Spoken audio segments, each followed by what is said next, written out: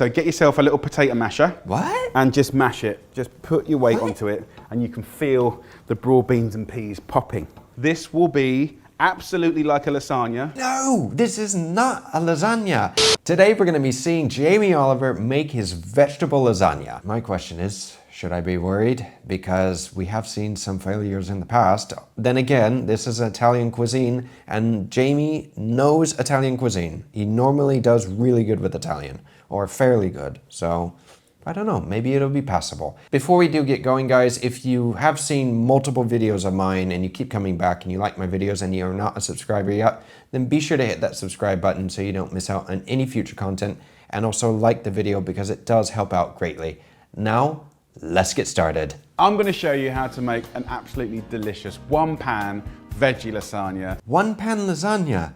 Oh boy, tiene una pinta, as they say here. It looks like, well, this is going to be an interesting video. We're going to be bigging up some beautiful veggies, lovely sweet leeks with butter. We've got asparagus. We're going to use frozen veggies because I love frozen veggies, broad beans and peas, which are really easy to get hold of. Well, we already know that he likes frozen veggies and peas. I mean, we just have to watch a couple of the other videos to see that. And the method is really simple. I've stripped it right down so that you can make it all in one pan. There's only one thing to wash up. We get it in that oven, and in about 40 minutes, you have got something that you're absolutely gonna love. Well, I beg to differ, because the last time that he said that with the butter chicken, I mind you, it's not something that we absolutely loved. So, I don't know. Let's keep our fingers crossed. Maybe we'll get lucky with this recipe. First up, we're gonna slice up a leek. So what I do is I strip the outer leaf off, like this, just get the knife and just run it down like that. So what I want to do is just show you a way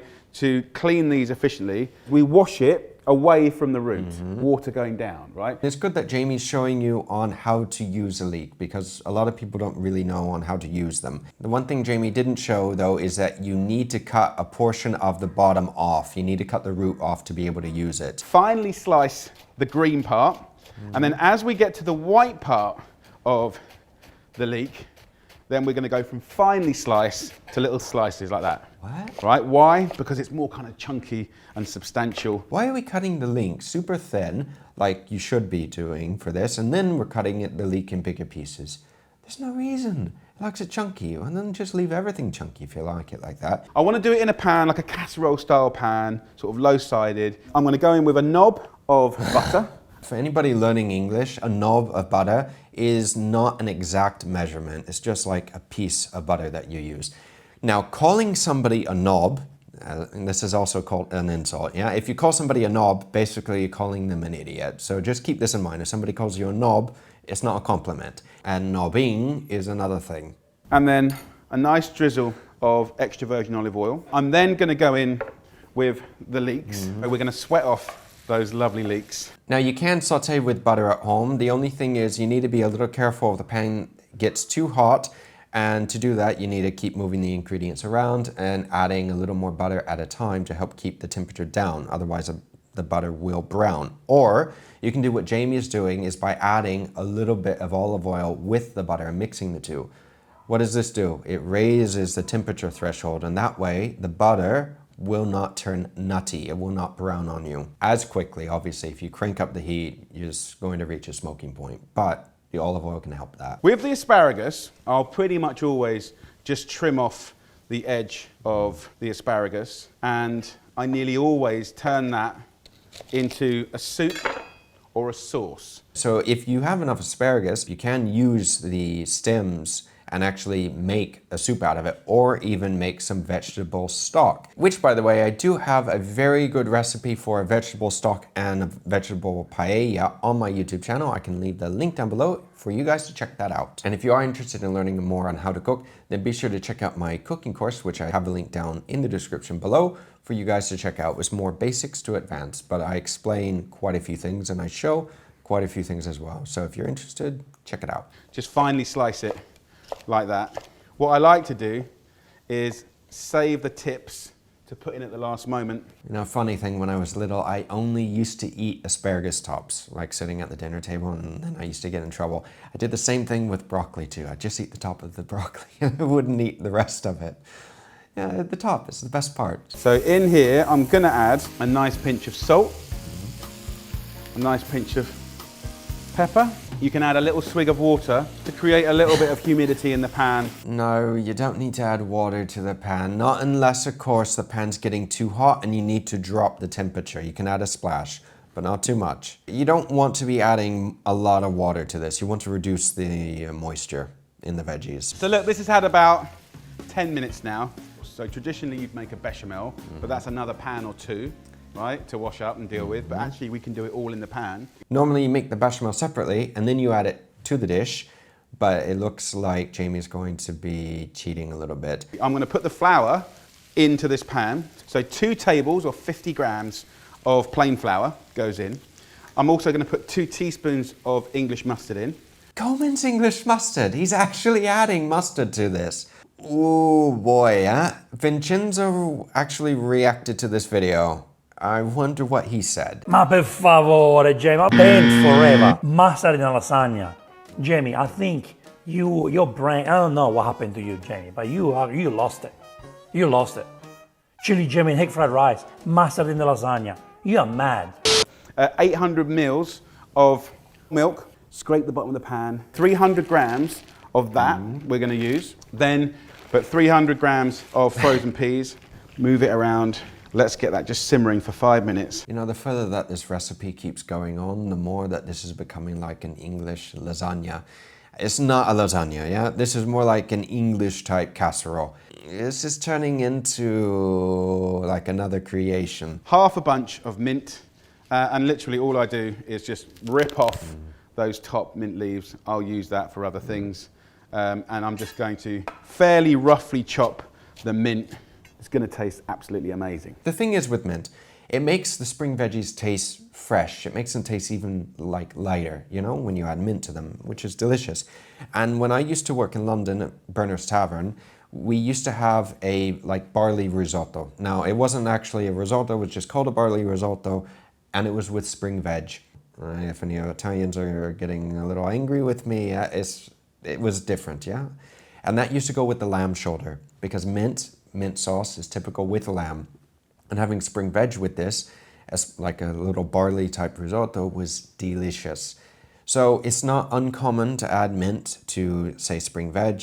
The mustard, though, turns me off. This, no. I am going to be not traditional, again, by using Parmesan, because I love it, and that is traditional, but I'm using some cheddar. Yeah, why not? Add a bit of cheddar. Cheddar's an amazing cheese. It's full of flavour, and it melts and oozes in the most beautiful way. The thing is with cheddar is that I love cheddar. It's one of my favorite types of cheeses. It's just that there are a lot of different types of cheddar. There are cheddars that are sharper than others. There are also some cheddars, though, that are drier than others. The thing is that the thing that they sell at Mercadona is it's an okay cheddar. It's just that it's a very dry cheddar. So when I cut it to like put it in a sandwich, it just breaks apart. So when you go to bite it, the bloody thing keeps like falling out. And it's very annoying because I love cheddar cheese. I love a nice sharp cheddar. And this one, every time, huh? So get yourself a little potato masher. What? And just mash it. Just put your weight onto it, and you can feel the broad beans and peas popping. Smashing the veg. Why use a potato masher to smash the spring veg, Jamie? Please. It's bad enough that you're going to be boiling the you-know-what out of them. They're not going to be nice and green anymore. They're going to be brown. But you don't need to smash them. Then I'm going to go in with most of the cheese, right? Not all of it, most of it. Go on, you want to put more cheese in there. Yeah? Might as well. The more we watch this, the more it looks like something that Jack would make. Then you take your big bag of cheese, the whole entire 2 pounds, and you just dump it all in. Don't be shy, it doesn't have to be pretty. All it has to do is taste good, and it's going to taste delicious. Trust you me. And the asparagus tips, right? And then the curveball, of course, is the pasta. Curveball? What curveball? What do you mean the pasta? Are we going to get some like funky type, different type of pasta or something? I'd expect it right now. I would. So the key here is using fresh lasagna sheets. It's brilliant. You can get it in all the supermarkets. And the fact that it's fresh means it cooks very quickly, and it's really elegant, silky, and very kind of luxurious. So I'm literally going to grab it like a pack of cards and tear it. Tearing the pasta sheets? If we were making the lasagna like normal, you wouldn't really need to tear the lasagna sheets, not unless, you need to fill one of the gaps. But come on, just like a stack of cards, and you should cut it anyway, don't tear it, so that way it's a little more uniform. Also, first thing that he said, You can get it in all the supermarkets. you can't find fresh pasta in every single grocery store, at least worldwide. And when I lived in London, I actually lived on Edgware Road, I used to go to a Sainsbury's that was literally on the corner with Marble Arch, and I don't remember seeing any fresh pasta. I'm not saying it's not possible, but I don't remember that, and that was in London. And then all I'm going to do is just dish out the lasagna cards around and then just stir it through. This will be absolutely like a lasagna. No, this is not a lasagna. As much as I love you, Jamie, this isn't, and it's not going to look like a lasagna at the end. You are mucking about and just mixing the pasta in. It's not going to cook evenly either, the pasta sheets. There's a reason why you layer it all nice and uniformly. Guys, please help me finish this video by hitting the like button and sharing with others. And you know what? Let's make a deal, yes? Because we did this in a previous video 2 years ago, and I kept my word, and we'll do it again. If this video gets 500,000 views, we may make this recipe and actually test it for ourselves. Because right now, I don't think it's going to taste very good. So this will serve 6 people really nicely. So I think this is a really lovely meal for any day of the week, actually. And the funny thing is that if you really want to piss off like Italians, all you have to do is basically add a little bit of mustard to lasagna. But just imagine that if this was a Spanish dish, if anything goes wrong, it makes the national news. Uno de los cocineros más famosos del mundo, el británico Jamie Oliver, ha provocado un enorme revuelo con su receta de la paella. So it's a good thing that this is an Italian dish and not Spanish. And what I like to do, just to be aesthetic, is kind of have a nice layer of pasta on the top. The pasta on the top, but if you don't cover the pasta that's on the top, then it dries out, and then it's not like nice, it's just like hard pasta, and it's not even like crunchy because it's normally thicker. It's just not nice. You want to like cover that with the sauce and with cheese, so then, the pasta stays nice and tender. So the last ingredient for a little flourish of texture, flavour and nutrition is almonds. Almonds? Now why are we going to add nuts to this as well? I mean, the next thing you're going to tell me is that he's going to be adding some sun-dried tomatoes to this and a bit of pesto. And what I love to do is just bash them up. Have some fine, have some whole, have some cracked, and then I'll literally just let that snow down on our lovely lasagna here. Almonds, a little kiss of olive oil. Honestly, what is it? Get yourself a lemon. Lemon? And just a little bit of the zest, just a tiny bit. And we're adding lemon zest now. I mean, you can add a little bit of like fresh lemon zest at the end. You really get the fragrance of the oils from the lemon. Adding lemon to this is questionable. That's now going to go in the oven for 25 minutes. That's all, 25 minutes, that's it. It'll be crispy, gnarly. Gnarly, there's his favorite word. This is a word that he loves to express. Chicken's looking amazing. Gnarly on both sides and just cooked through perfectly. But gnarly is maybe not the best word to use when wanting to describe something tasty. In it goes. Right. I'm going to be honest with all of you. I need a beer right now, and it's lunchtime, my time, and I honestly think I'm going to go to the store, get some beer, and make a pizza for myself. I need some comfort food right now. I really do. So, the lasagna has had 25 minutes. It's looking and smelling amazing. Ho, ho, ho. Look at that. Imagine that on the dinner table. Jamie, as much as I love you, I can't imagine this at my dinner table. Firstly, I wouldn't make this for my dinner table. I would make something else. I'd make proper lasagna, or at least another type, but make it a little different, a lot differently, not a little differently, a lot. And saying that this looks delicious and tastes delicious, yeah, that's very subjective. Yeah, very. I'm not criticizing people that say it is. I'm just saying it's subjective. Very. One of the things that you can do, which is a little bit of an optional extra, is put a little bit of pesto on the top. Pesto! He's actually adding pesto to this now too. What is this turning into? I called it too, didn't I? I said pesto. I was being sarcastic. I didn't actually think he was going to add pesto to this though. And if you are going to add pesto, hey, add fresh. Don't add store-bought pesto. We don't want to use loads of it, but little bombs of pesto. As you start serving this, just mix up with the lovely creamy hot white sauce. Just a little bit goes a long way. Yeah, well, so did his butter chicken. A little bit went a long way. Why? Because I didn't want to eat it. I'll be honest, I didn't finish it. I didn't throw the chicken out, but I didn't finish the sauce. I couldn't. I honestly could not finish the sauce. What I like is you still get crispy bits from the lasagna like that.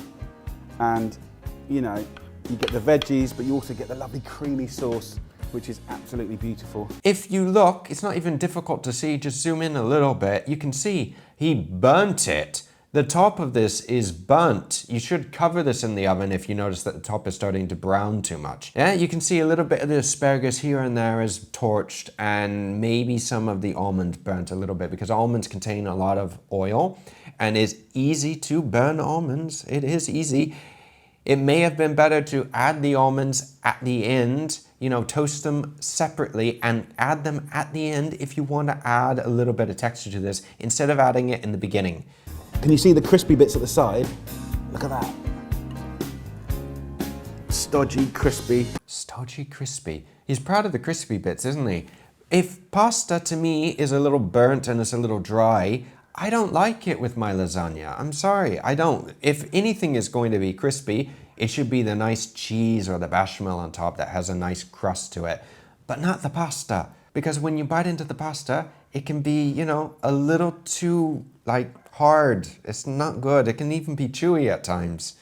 Not good. Maybe just a little bit of parmesan on top. And that, my friends, is a beautiful one-pan veggie lasagna. That's it?